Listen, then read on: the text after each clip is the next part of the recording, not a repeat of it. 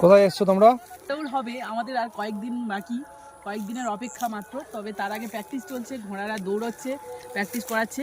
3-4টে ঘোড়া এসেছিল, মা আমাদের ডেকে নিয়ে আসছে, মানে ডেকে নিয়ে আসার সঙ্গে সঙ্গে আমরা চলে এসেছি। তার মধ্যেও দেখলাম সব ঘোড়া দৌড় হয়ে গেছে, এখন দেখছি কুকুর দৌড়। এই যে একটা ঘোড়া আছে, আরো ঘোড়া আছে অন্যদিকে, এখন দেখা যাচ্ছে না। আর মানুষের ভিড়টাও দেখাই, মানে এটা হচ্ছে এমনি বিকালে সব ঘুরতে এসছে। হ্যাঁ, শুরু হয়ে গেছে। আরে ধুলো উড়িয়ে যাচ্ছে।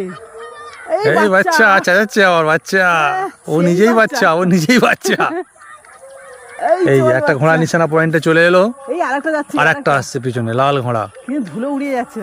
হ্যাঁ, কাচ্চা এ বল কিছু বলছে না, পড়ে যাবে না ওরকম দেখাচ্ছে। ও ঘোড়া মাঝে পিছন থেকে লাফাচ্ছে, ছেলেটা শুয়ে। এই ঘোড়া লাফ মারতে গেছে কারণ পিছন থেকে। কেমন লাগলো বলো?